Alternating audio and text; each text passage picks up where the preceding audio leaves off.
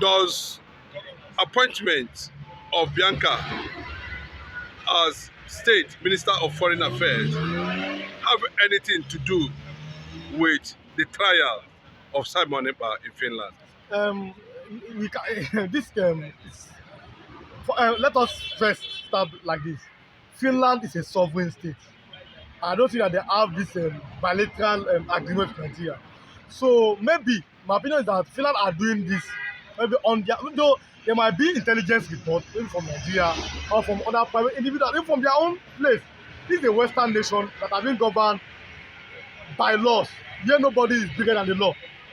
We must state that as a fact. So now, it's Bianca and Simon Ekpa. I don't think there's any relationship to it. I feel that Finland are just doing this. So, for example, if there's any relationship, then it might be extradited. But as I'm speaking to you now, I don't think Ekpa will be extradited. As of today, we don't know. So, I don't think there's any relationship between both of them. I have a feeling that this Bianca's appointment is the right step. It may be tilted towards Nnamdi Kanu's and to placate the egos. Because the man is seen, the man is seen as somebody, there's something called pro, called light. Dimo Ojukwu is the pro.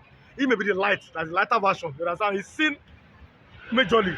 Obviously, everybody cannot like it, you must say it, but some people still believe. And if someone like Ina Yabai is saying it, he's a senator, who has spoken that if Nnamdi Kanu is being released, there's likely to be peace in South. I will be seeing Igbo leaders at different fora calling for the release of Nnamdi Kanu. That means Nnamdi Kanu seems to have more favor, seems to be more popular than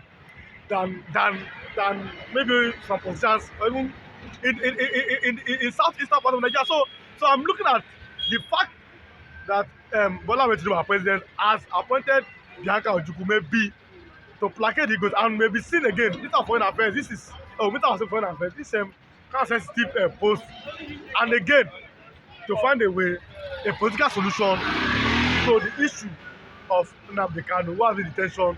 Even after we've seen that several court orders may have asked him to go, but again, he's been detained. No, like I said, Finland and Nigeria are not the same. If Nnamdi Kanu maybe were to be in Finland with the law and with the court as said he should do, maybe today he would have been free. But Nigeria, people seems to be above the law. We know these things. Some people seem to be above the law.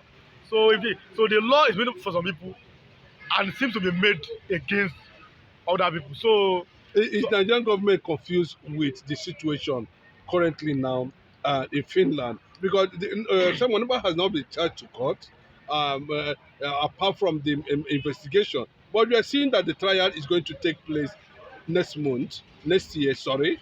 And the federal government is saying they are actually confused, yes. Because maybe they are not getting the required information they are supposed to get from Finland concerning Simon Ekpa. And the event, the restoration claim Biafran conference is going to take place likely without Simon Ekpa. Is it a success for Finland, Nigeria, or Biafra? How would you look at the situation now? I read something when I woke up this morning by 5 a.m. Is it on 25th of March that will adjourn to next year? As Simon Ekpa will be in court. You said Nigeria government confused. Like I said, I don't think they have bilateral agreement with Finland, so we're not likely to see him. Even me personally, I don't know why. I don't want to see him come to Nigeria. I mean, to extend Nigeria, so let him stay where they are. And like I said, these people follow the law. So if he had been accused of not obeying the law of Finland and accused of manslaughter and everything, let him face the charges in that place. You understand? I don't know why. I don't. My focus is not more on Simon Ekpa. I just don't, because I don't know. Simon Ekpa to me, it can be a little bit controversial. Because some of the things I see here, you can't. Are you thinking that's what Nigeria needs? Somebody like Simon Ekpa, who is more radicalized and controversial, to handle situations apart from the non-violent approach Aha. of it. So, You know, so anything that should be done should be should be non-violent. When I start following, at least when I say I mean follow, that's in the post of Nnamdi Kanu. yeah.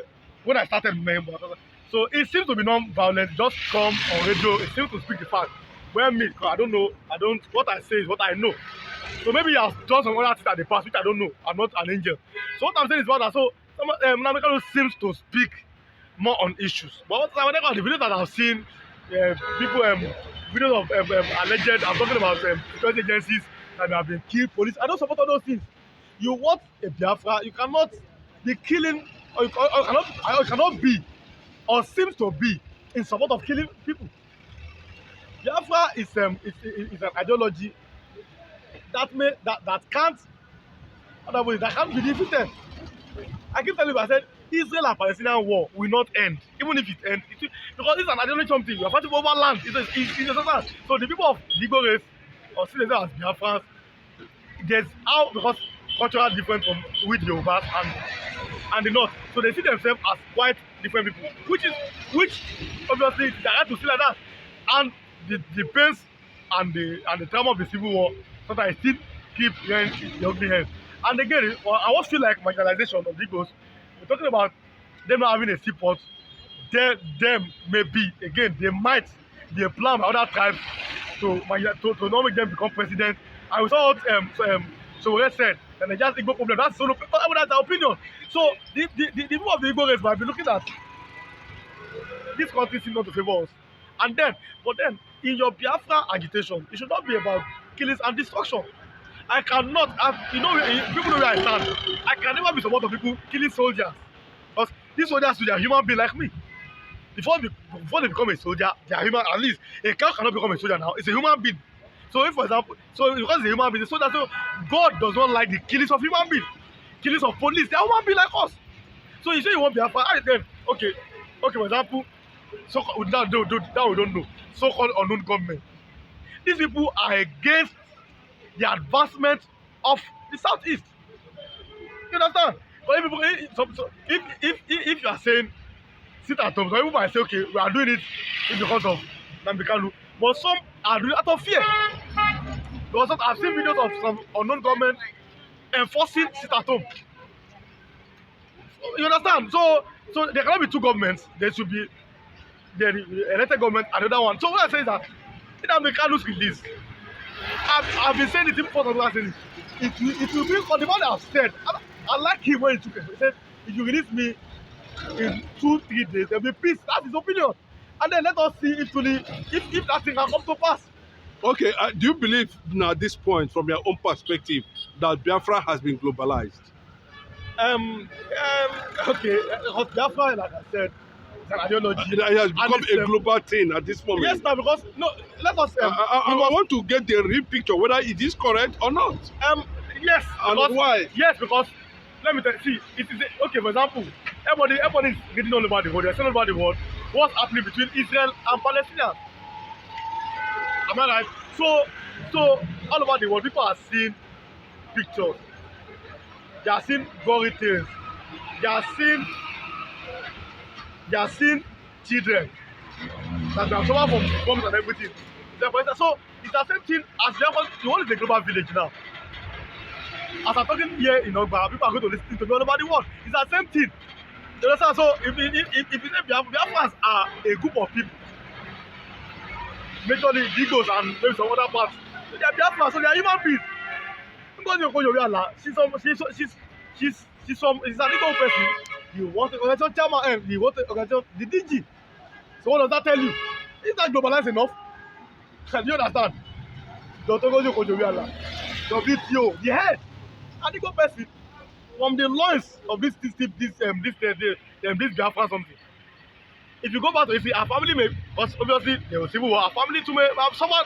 You understand what I mean? So it is it's simple to say Oduduwa is globalized, yes, because they are human beings that are Oduduwa, because they are Yoruba people.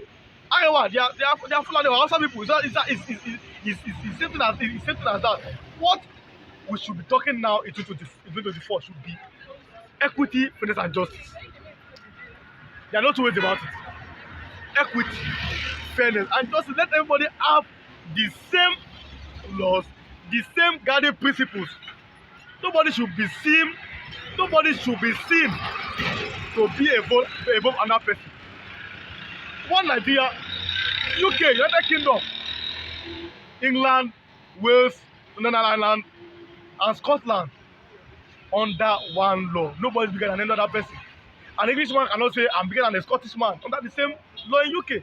Do you believe in what Davido was trying to say about the Nigerian economy being thrown into a serious shambles? You know, and you see Tinubu loyalists attacking him. Is Davido actually right in making such statements? I'm looking at the fact that Bola Ahmed Tinubu, our president, went to Brazil for this global meeting, head of state, and we saw and we read what he said. I'm from Nigeria. There's hunger. There's poverty. He said it. So I don't know why people are taking Punishing Davido. Davido's case between Davido and Bola Ahmed Tinubu, who is important to Nigeria. So before you start attacking Davido, have you heard what the president said? But that's what it is in Nigeria. Like I always say, Nigeria is a kind of country that the more you look, the less you see. The more you see, the less you know. So it can be so confused. Nigeria can be so. Even Nigerians don't even know what they are doing. Look at Pasoma bought rice. As in his people, they bought rice. And people are fighting themselves. 5 kg of rice. So isn't that justified? Okay, what the video said, isn't that justified by what happened yesterday in Ogba? People are fighting. People that are selling market, they drop their market down. 5 kg of rice. Don't blame Pasoma. It's a private citizen. It's not a politician. But I'm talking about people that are fighting. So what the video is saying, Ogba, Ikeja. Ikeja is the capital of Lagos. Lagos is the economic capital of West Africa, not just Africa. So if people are now fighting over 5 kg of rice, imagine if that happened in the trenches, in the villages. So it's as simple as that. So leave the video alone. People should tell themselves the truth.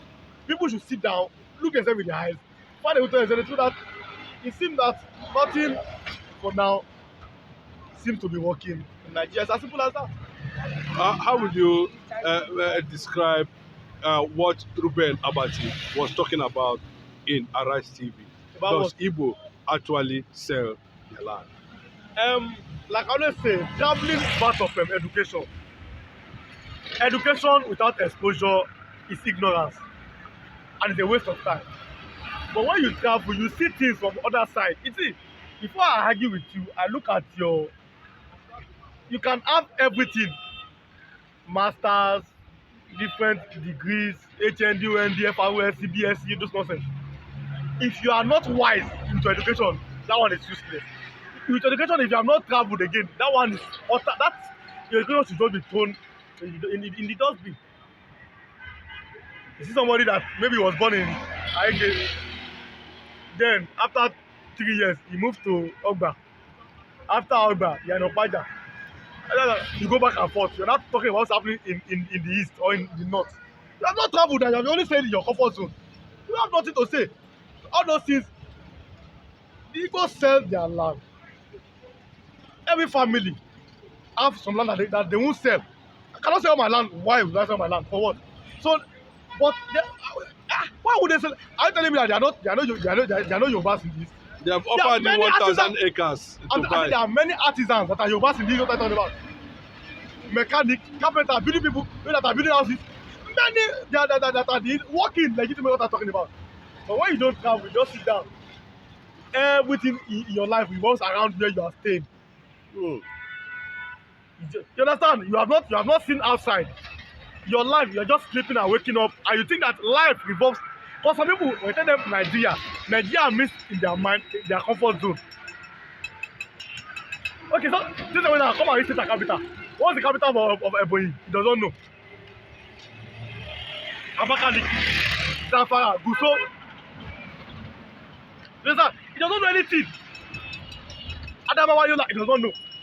Akwabom, no, he doesn't know. Adamawa Oka, no. Bayelsa Yenogoa, no, he doesn't know all those things.